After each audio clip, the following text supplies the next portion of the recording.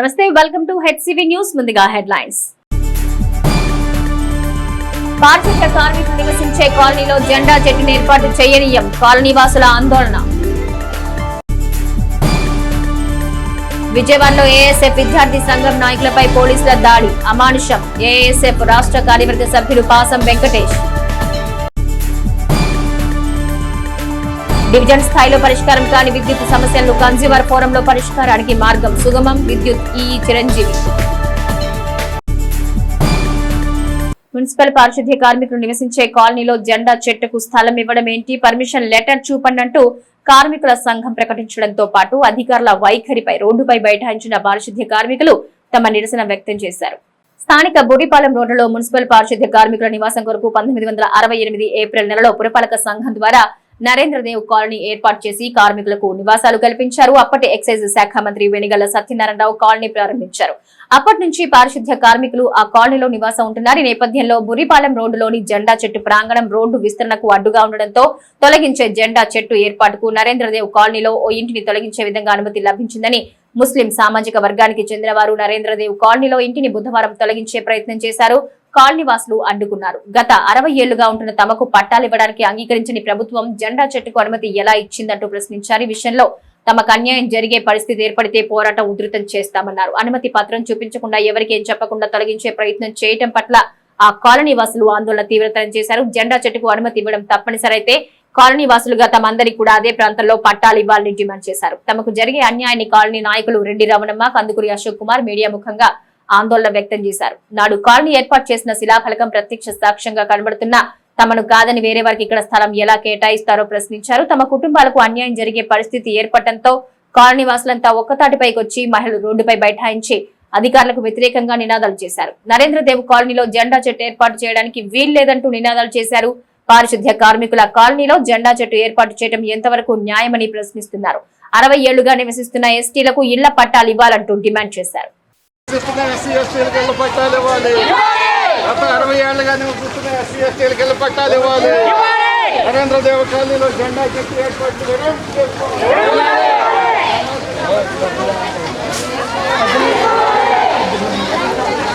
ఎందుకు ఇస్తున్నారు? మా కాలనీలో ఏమన్నా ఇరుకు ప్రదేశం, ఒక ఇంట్లో 4-5 కుటుంబాలు ఉన్నారని కొంతవరకు మేము ఏదో చదువుకుంటూ మరి మున్సిపాలిటీకే మా జీవితం అంకితం చేసి, నా భర్త కూడా మున్సిపాలిటీ ఎంప్లాయే, మరి అంతా కూడా కష్టపడుతూ వాళ్ళకి మా ప్రాణాలు తెగించుకొని వాళ్ళ ప్రాణాలు ఆరోగ్యంగా ఉండాలని మేము సర్వనాశనం అయిపోయినా కూడా మళ్ళీ మేము ఎంత కష్టపడుతున్నా మమ్మల్ని ఏదన్నా రోగం వస్తే రోగాలకు గురి అయిపోతుంటే మా బిడ్డలకి మాకు పట్టించుకుపోయినా ఈరోజు జెండా చెట్టు అని ఒక ప్రకటన ఇచ్చే లాభాలు తీసుకొచ్చి మాకు గొడవలు పెడతానికి సిద్ధమయ్యారు. మేము కలిసికట్టుగా ఉన్నాం, ఒక తల్లి పిల్లల్లాగా.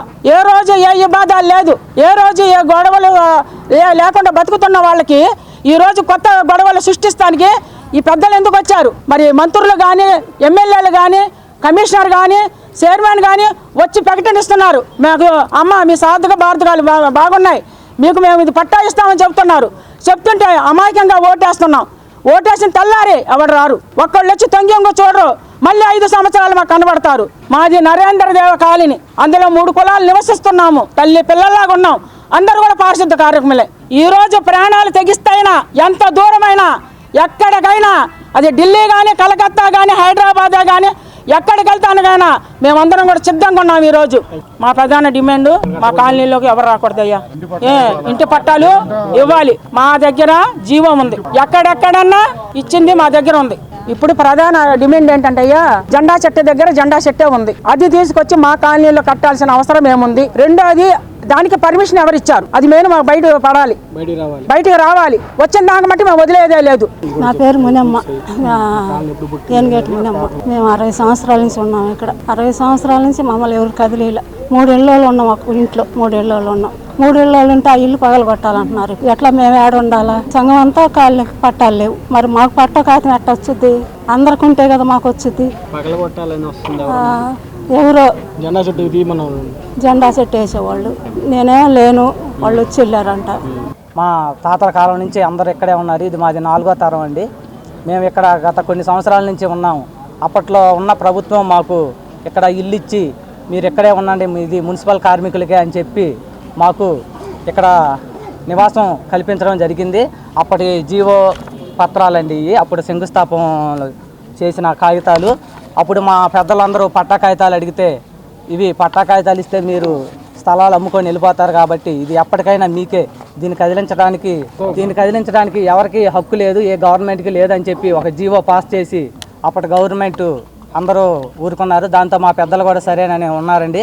ఒక 65-60 సంవత్సరాలుగా ఇప్పుడు దాకా ఏ ప్రాబ్లం లేకుండా ఉన్నాము. అప్పటి నుంచి ఉన్న ఇల్లు క్వార్టర్స్ వర్షాలకి ఎండలకి ఎండి పెచ్చులు ఊడిపోయి ఎన్ని జరుగుతున్నా కానీ అవి పగలగొట్టుకొని స్లాబ్లు వేసుకుంటామంటే ఇప్పుడు ఉన్న ప్రభుత్వం కమిషనర్ కానీ మున్సిపాలిటీ కార్మికులు కానీ మాకు ఎవరికి పర్మిషన్ ఇవ్వట్లేదు.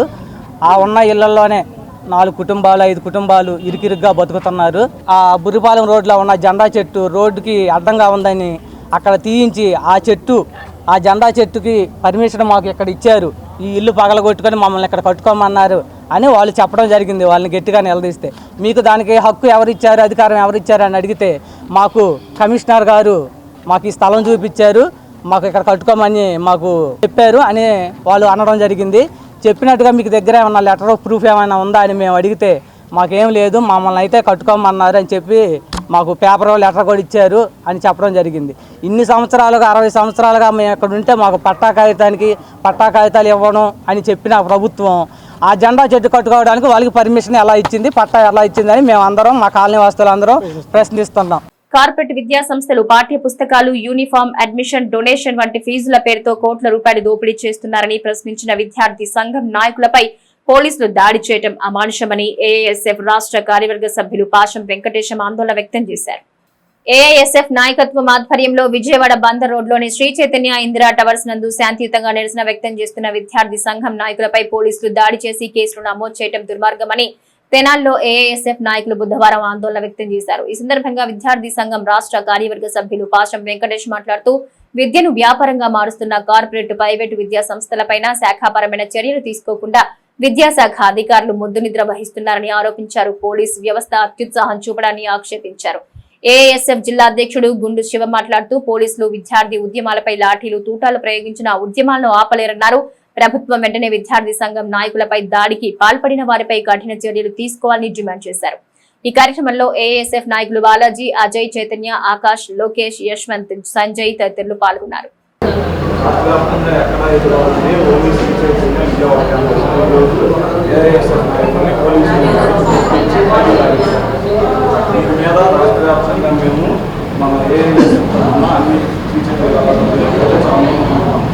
ఇక్కడ విద్యార్థులు చాలా మంది చదువుకుంటున్నారు. మీరు కూడా మనకు సపోర్ట్ చేసి ఇక్కడ ఏ విద్యార్థికి ఇబ్బంది లేకుండా ఏదైతే ఒక ఆర్గనైజేషన్ నుంచి మాట్లాడుతున్నప్పుడు మీరు పోలీసులకు అన్యాయం చెప్పి అన్ని కళాశాల దగ్గర ప్రిన్సిపల్ గారికి తెలియజేస్తారు. దీని మీద మీరు కోఆపరేటివ్గా ఉంటే ఏఎస్ఎఫ్ కూడా కోఆపరేటివ్గా ఉంటుంది. మరి రాయలసీమ జిల్లాల్లో కానీ ఇటు కోస్తాంధ్ర జిల్లాల్లో కానీ విద్యా సంస్థలకు వెళ్ళి విద్యార్థులు ఎదుర్కొన్న సమస్యల మీద అధికారులతో మాట్లాడి అక్కడున్న యాజమాన్యాన్ని ప్రశ్నించడం జరుగుతూ ఉంది.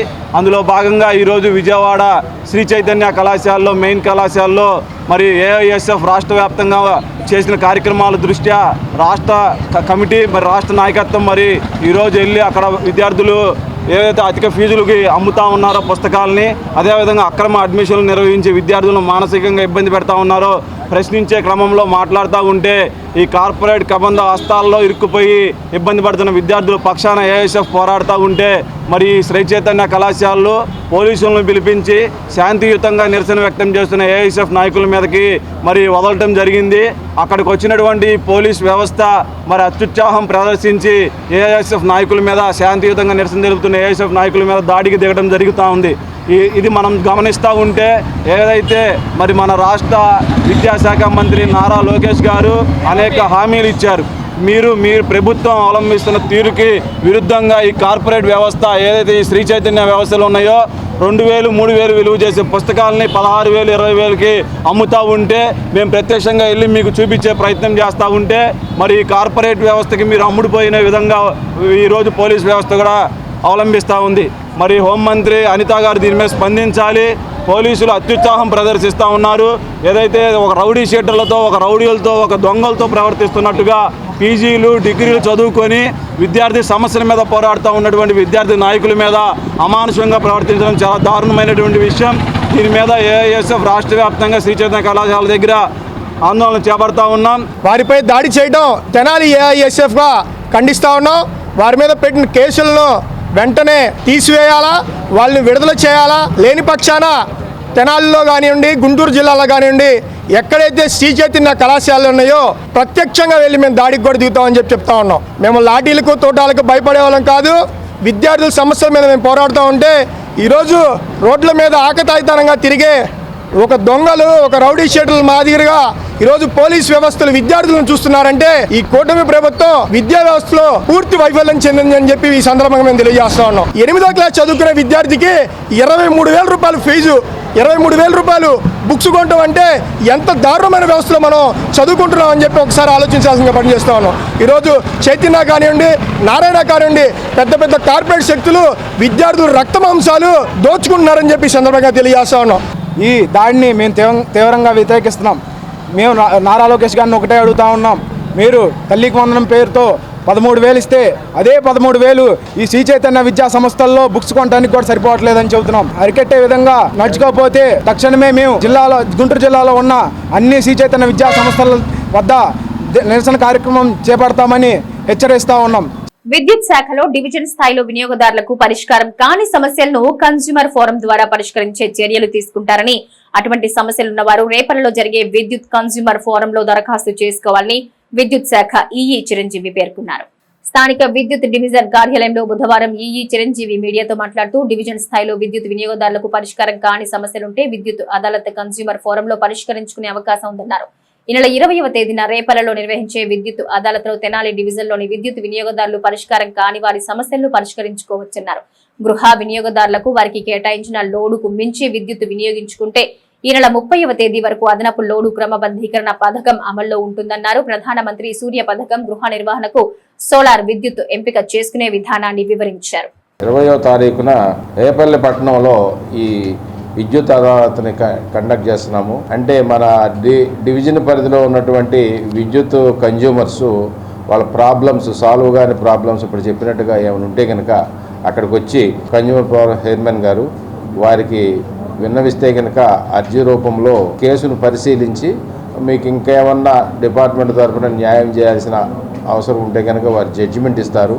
దాని ప్రకారం మేము పాటించి విద్యుత్ వినియోగదారులకి మా లెవెల్లో ఇంకేమన్నా హెల్ప్ చేయాలిస్తే కానీ న్యాయం చేయాలిస్తే కానీ చేస్తాము. లో వోల్టేజ్ కానీ మీటర్లో ప్రాబ్లమ్స్ కానీ విద్యుత్ సమస్యలు ఎనీహౌ మీకు సాల్వ్ కానీ ఉన్నాయి అన్ని ఇంకేదన్నా అసంతృప్తిగా ఉంటే మీకు అక్కడికి వచ్చి విన్నవించుకుంటే కనుక అర్జీ రూపంలో వారు దీని మీద తప్పక స్పందిస్తారు. ఒకటి జూన్ 30 తోటి మన ఎడిషనల్ లోడ్ క్రమబద్ధీకరణని గత 4-5 నెలల నుంచి మేము చేస్తున్నాము. వినియోగదారుల్లో కూడా చాలా అవేర్నెస్ క్రియేట్ చేశాము. దానిలో ఏంటంటే ఆఫ్ రేట్కి కిలోవాట్ని రెగ్యులైజ్ చేయటం అన్నమాట. చాలామంది స్కీమ్ ఉపయోగించుకున్నారు. 30వ తారీఖు వరకు ఇంకా అవకాశం ఉంది కాబట్టి ఈ నెల ఎండింగ్ వరకు ఈ స్కీమ్ని మీరు సద్వినియోగం చేసుకుని మీ ఇళ్లలో కనుక ఇళ్ళకి మాత్రమే ఇది లోడ్ ఎడిషనల్ లోడ్ అంటే మీకు శాంక్షన్ అయిన బిల్లులో వచ్చే లోడ్ కంటే కనుక ఎక్కువ లోడ్ ఉంటే కనుక మీరు కట్టవలసిన అమౌంట్లో హాఫ్ అమౌంటే కట్టి రెగ్యులరైజ్ చేయించుకోవచ్చు.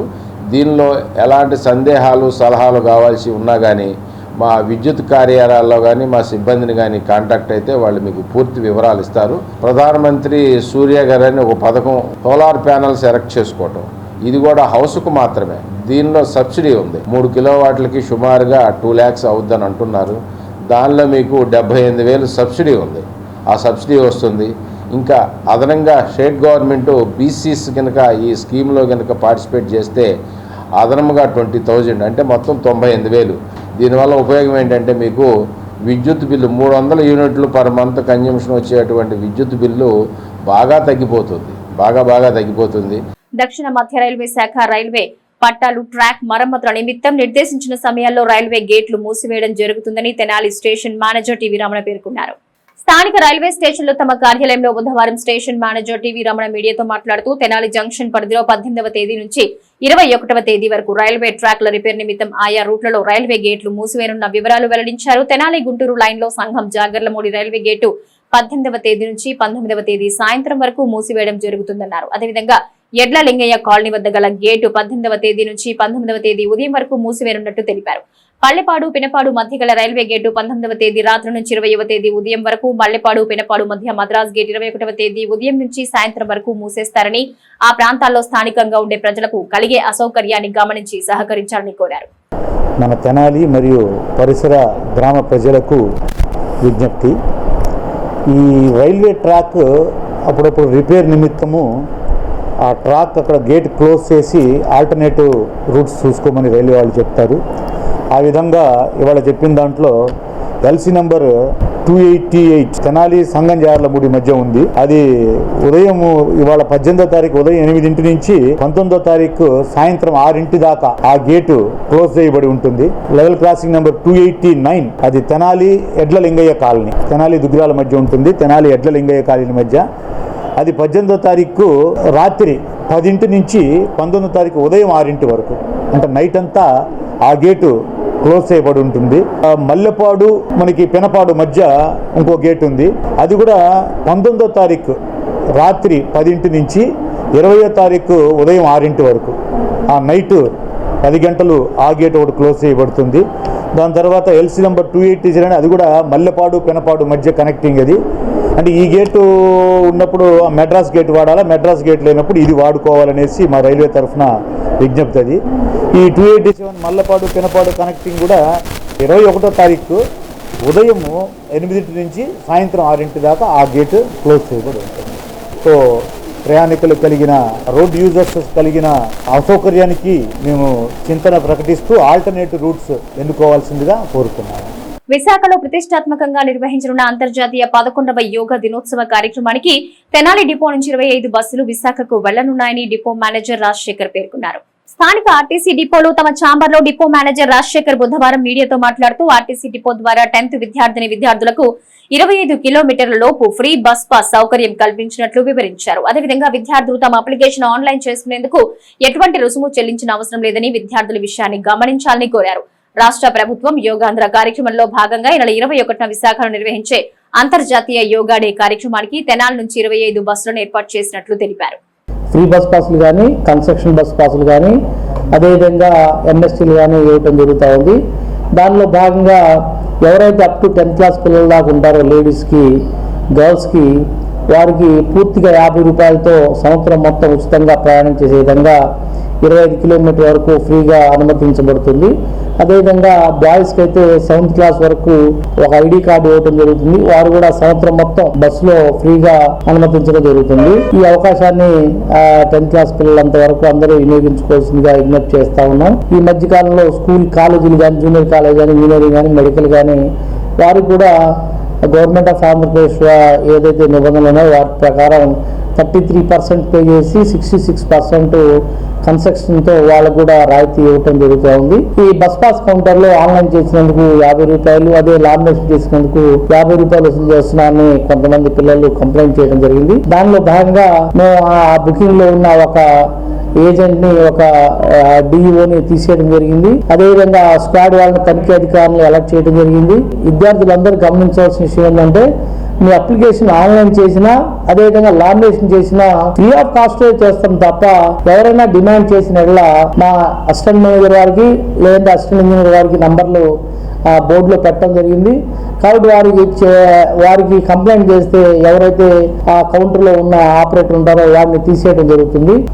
ఇంటర్నేషనల్ యోగా డే సందర్భంగా మన డిపో నుంచి కూడా రేపు రాత్రికి ఒక 25 బస్సులు విశాఖపట్నం వెళ్ళడం జరుగుతూ ఉంది. మంచి కండిషన్ బండ్లు కానీ, సీట్ కండిషన్లు, వెహికల్ కండిషన్ మంచిగా ఉన్న బండ్ని డిజిటలైజేషన్ ఏది QR కోడ్ ట్రాకింగ్ EPS ద్వారా చేసి ఎక్కడ ఎటువంటి ఇబ్బంది లేకుండా విశాఖపట్నం పంపించే ఏర్పాట్లు చేస్తా ఉన్నాం.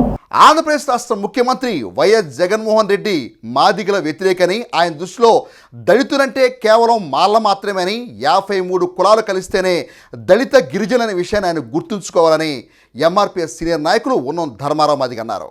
బుధవారం ధర్మారావు మీడియాతో మాట్లాడుతూ సత్తెనపల్లి నియోజకవర్గంలో నాగమల్లేశ్వరరావు విగ్రహావిష్కరణకు ఆ కుటుంబాన్ని పరామర్శించడానికి మాజీ ముఖ్యమంత్రి వైఎస్ జగన్మోహన్ రెడ్డి వెళ్లిన క్రమంలో జగన్ కాన్వాయ్ ఢీకొని మాదిగ సామాజిక వర్గానికి చెందిన వ్యక్తి చనిపోతే కాన్వాయ్ ఆపకుండా వెళ్లిపోయాడని ధర్మారావు ఆరోపించారు. మాజీ ముఖ్యమంత్రి జగన్మోహన్ రెడ్డికి మాదిగలు అంటే సరిపడదని ఆరోపించారు. ఆంధ్ర పోలీసులను మాజీ ముఖ్యమంత్రి జగన్మోహన్ రెడ్డి అవమానిస్తున్నారని, వారి పాలనలో పోలీసులను మెచ్చుకున్న జగన్ కూటమి పాలనలో అదే పోలీసులను విమర్శించడం ఏమిటని అన్నారు.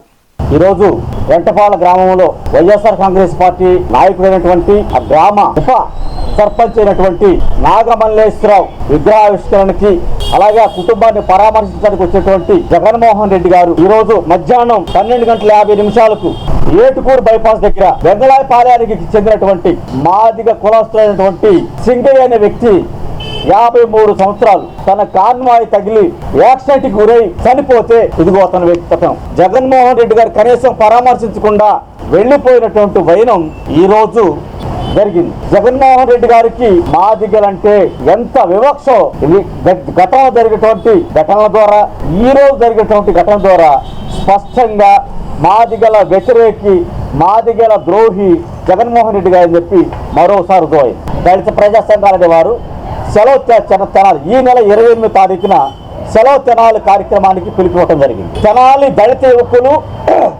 మైనార్టీ యువకులు రౌడీ షీటర్లా అని హెడ్డింగ్తో రావడం జరిగింది. అంటే దళితులంటే ఎవరు? దళితులంటే మానలేనా? 33 జాతులుగా గుర్తించినటువంటి ఎస్టీలు కలిపితేనే దళిత గిరిజనులు.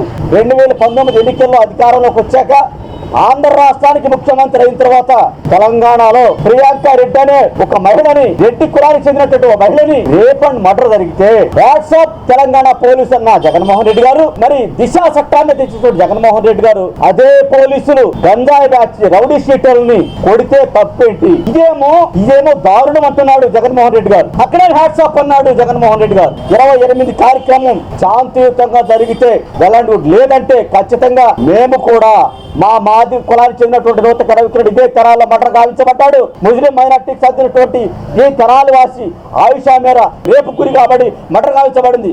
వీరికి మద్దతుగా కార్యాచరణ తీసుకుని మేము కూడా ఉద్యమాలు చేయడానికి సిద్ధమని తెలియజేస్తా ముగిస్తా ఉన్నాను. మహిళ పట్ల ఆమె సోదరుని కుమారుని పట్ల అమానుషంగా ప్రవర్తించిన మూలుపూరు గ్రామానికి చెందిన యలవర్తి బోషయ్య మరియు అతని అనుచరులను కఠినంగా శిక్షించాలని హైకోర్టు న్యాయవాది పెరికెల డానియల్ డిమాండ్ చేశారు. వేములపల్లి రజని అనే మహిళకు వేమూరు నియోజకవర్గం మూలుపూరు గ్రామంలో తన తండ్రి ద్వారా సంక్రమించిన పొలాన్ని దున్నించుకునేందుకు తన అక్క కుమారుడైన సునీల్ని తీసుకుని బుధవారం మూలుపూరు వెళ్లగా యలవర్తి భూషయ్య అతని అనుచరులు పరుష పదజాలంతో భౌతిక దాడి చేశారు. అనంతరం మారణాయుధాలతో దాడి చేయబోగా ప్రాణాపాయాన్ని గుర్తించిన రజని వేములపల్లి సునీల్ ప్రాణభయంతో తెనాలి చేరుకుని పోలీస్ స్టేషన్లో కేసు నమోదు చేశారు. అనంతరం ప్రభుత్వ వైద్యశాలకు చేరుకుని వైద్య సేవలు పొందుతున్నారు. బాధితులను హైకోర్టు న్యాయవాది పెరికెల డానియల్ పరామర్శించారు. అనంతరం బాధితుల పక్షాన మీడియాతో మాట్లాడుతూ ఓ మహిళ పట్ల అమానుషంగా ప్రవర్తించిన వారిని చట్టపరంగా కఠినంగా శిక్షించాలని అన్నారు. ఆస్తి వివాదం ఏమైనా ఉంటే కోర్టు ద్వారా పరిష్కరించుకోవాలని, భౌతిక దాడికి పాల్పడడం అనాగరిక చర్య అని అన్నారు. బాధితులు తమ ఆందోళనను మీడియాకు వ్యక్తం చేశారు.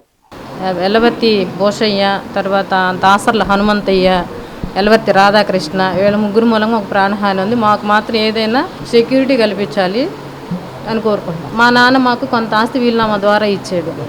దానికి వాళ్ళు ఆక్రమించుకోవడానికి ఇప్పుడు మా మీదకి అటాక్ చేస్తున్నారు. మాకు అసలు ఏ గొడవలు లేవు. మేము వాళ్ళ గొడవ కూడా వెళ్ళలేదు. మామూలుగా చేలో దున్నుతుంటే చూద్దామని వెళ్ళాం తప్పితే మేము గొడవకి వెళ్ళాల. మేము చేలో నుంచి బయటకు వచ్చేసరికి అందరూ ఫోన్లు చేసుకొని మొత్తం బ్యాచ్గా వచ్చి మా మీద రోడ్డు మీద అటాక్ చేసి యలవర్తి పోసి బొడ్లో నుంచి కత్తి తీసి రావేను వల్గర్ లాంగ్వేజ్ వాడాడు. నా పేరు సునీల్ కుమార్, మాది మోరంపూడి. మా తాతగారు మాకు కొంత పొలం రాసి ఇచ్చున్నారు మూలుపూరు గ్రామంలో. ఇది మాకు వీలునామా దగ్గర రాస్తే మాకు అంతకుముందు వెళ్ళాము, గొడవ చేస్తారు. ఈరోజు మళ్ళీ ట్రాక్టర్తో దున్నిస్తానికి వెళ్తే ఆ భూషయ్యను ఆయన అనుచరులతో కలిసి వచ్చి మా మీద కత్తితో దాడి చేయబోయారు. ఇంట్లోకి మళ్ళీ మా పిన్ని గారు వచ్చి మమ్మల్ని ఆయన్ని ఆపారు. ఆపిన తర్వాత ఈ రాధాకృష్ణను హనుమంతయ్య వచ్చి నన్ను తన్నారు. ఈ ఇంతలోకి రాధాకృష్ణ మీద కూర్చుని నన్ను బాగా కొడుతున్నారు. ఇంట్లోకి శోభారాణి అని వచ్చి ఒక తాడు ఏదో తీసుకొచ్చి భూషయ్యకి ఇస్తే ఆయన నా గొంతుకేసి లాగి కింద పడేసి మేము చంపేస్తా ఉన్నాం. తర్వాత వీళ్ళు మా పిన్నేం పెద్దగా అరుస్తుంది. అక్కడి నుంచి అరుస్తున్నప్పుడు ఇక ఈ హనుమంతయ్య మా పిన్నిని కొడటానికి ప్రయత్నించారు, బాగా పడేసి కింద పడేసి వాళ్ళిద్దరూ శోభారాణిను ఆ కూతురు కలిసి మా పిన్నిని కొడుతున్నారు. ఇంక పెద్ద కేకలేసాక ఆ చుట్టుపక్కల వాళ్ళందరూ వచ్చారు. తర్వాత మాకు తెలిసిన వాళ్ళు వచ్చేసరికి ఇక అక్కడి నుంచి వాళ్ళు వెళ్ళిపోయారు. ఇక్కడ నుంచి ఇక్కడ ఉంటే మిమ్మల్ని చంపేస్తాం, ఈ పొలంలో పాతేస్తాము, దిక్కేవాళ్ళు లేడు ఇక్కడ మీ ఊర్లో, ఈ ఊర్లో మీకు అని చెప్పేసి చేశారు. ఈరోజు మూల్పూరు గ్రామంలో జరిగిన దాడిని నేను తీవ్రంగా ఖండిస్తున్నాను. ఒక స్త్రీ తన సొంత పొలంలోకి వెళ్తే వేరే వాళ్ళు వచ్చి అసలు మీరు ఈ పొలంలోకి ఎట్లా వచ్చారు, మీరు ఎట్లా బతుకుతారు, ఎట్లా వెళ్ళిపోతారని కూడా ఆయన మరి ఆమెని సోదరి కొడుకు కూడా అక్కడికి వెళ్ళారండి. మరి వాళ్ళ మీద ఒక 70 years అతను బొడ్లోంచి కత్తి తీసి వాళ్ళని బెదిరించిన సందర్భం పట్ట పగలు. సో ఇది మాత్రం నేను తీవ్రంగా ఖండిస్తున్నాను. ఏదైనా ఉంటే వాళ్ళు కోర్టులో తెలుసుకోవాలి అది ఎవరిదని చెప్పేసి. అసలు వాళ్ళు ఎవరు రావడానికి ఈమె మీదకి, ఈమెకి మహా అయితే ఒక 40-45 years ఉంటాయి, ఆయన ఒక 70 ఏళ్ళు ఉంటాయి. అసలు ఈ అనాగరికం ఏంటి అసలు అది? కాబట్టి పోలీసు వారు వెంటనే తగు చర్యలు తీసుకోవాలని చెప్పేసి ఆమె భయపడిపోతుంది. సోదరి అమ్మాయి వాళ్ళ ఆమె సోదరి కొడుకు కూడా అతను కూడా భయపడిపోతున్నాడు. మాకు ప్రాణహాని ఉన్నది అని చెప్పేసి ఆల్రెడీ ఇంతకుముందు వాళ్ళు కొన్ని పేర్లు చెప్పడం జరిగింది. కాబట్టి మీరు వాళ్ళ మీద చట్టపరంగా చర్యలు తీసుకుని వాళ్ళకి ప్రాణ భిక్ష పెట్టాలని, ఎటువంటి ప్రాణహాని జరిగినా వాళ్ళదే బాధ్యత అని చెప్పేసి మేము చెప్పుకుంటున్నాం. పాలస్తీనాపై జరుగుతున్న బాంబు దాడులకు నిరసనగా మండల కేంద్రమైన దుగ్గిరాలో వామపక్షాల ఆధ్వర్యంలో నిరసన మానవహారాన్ని నిర్వహించారు. ఈ సందర్భముగా నాయకులు మాట్లాడుతూ అనేక సంవత్సరాలుగా ఇజ్రాయెల్, అమెరికా అండతో గాజా, పాలస్తీనాపై బాంబు దాడులు చేసి పిల్లలను కూడా చంపుతున్నారని విమర్శించారు. అంతర్జాతీయ నిబంధన కూడా ఉల్లంఘిస్తూ ప్రజల ప్రాణాలను తీస్తున్నారని ఆరోపించారు. యుద్ధం వల్ల ఉపయోగం లేదని, చర్చల ద్వారా సమస్యలు పరిష్కరించుకోవాలని చెబుతున్నప్పటికీ యుద్ధోన్మాదులు వినడం లేదని అన్నారు. యుద్ధం వలన పర్యావరణం లోపించి ప్రకృతి వైపరీత్యాలు జరుగుతున్నాయని అన్నారు. ప్రపంచం శాంతితో ఉంటేనే ప్రజలు సుఖంగా ఉంటారన్నారు. ప్రపంచంలో జరిగే ప్రతి యుద్ధానికి అమెరికా సామ్రాజ్యవాదుల అండ ఉంటుందని విమర్శించారు. వెంటనే బాంబు దాడులను నిలిపివేయాలని కోరారు.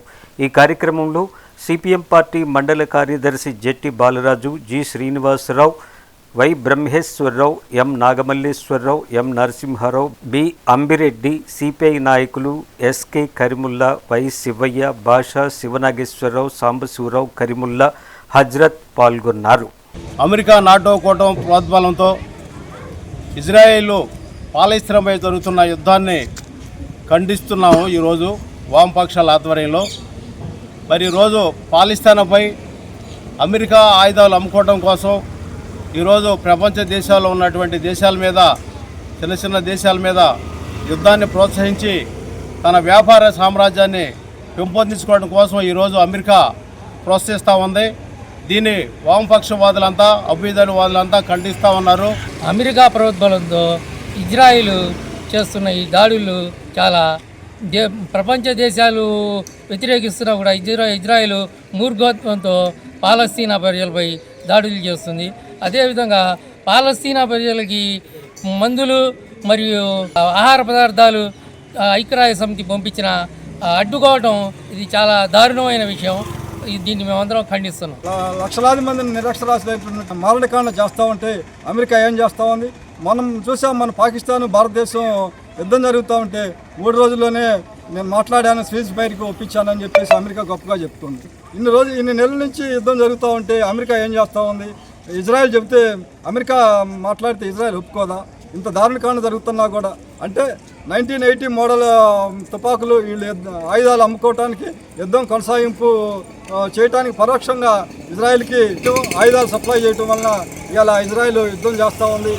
బులెటిన్ ముగించే ముందు హెడ్లైన్స్ మరోసారి. పారిశుద్ధ్య కార్మికులు నివసించే కాలనీలో జెండా చెట్టును ఏర్పాటు చేయనీయం, కాలనీవాసుల ఆందోళన. విజయవాడలో ఏఎస్ఎఫ్ విద్యార్థి సంఘం నాయకులపై పోలీసుల దాడి, అమానుషం. ఏఎస్ఎఫ్ రాష్ట్ర కార్యవర్గ సభ్యులు పాసం వెంకటేష్. డివిజన్ స్థాయిలో పరిష్కారం కాని విద్యుత్ సమస్యలను కన్స్యూమర్ ఫోరంలో పరిష్కారానికి మార్గం సుగమం, విద్యుత్ ఈ చిరంజీవి. ఇవి ఈనాటి హెచ్సివి న్యూస్. నమస్తే.